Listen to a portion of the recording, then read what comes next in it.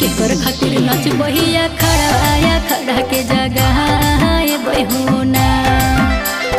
केकर खातिर नच बहिया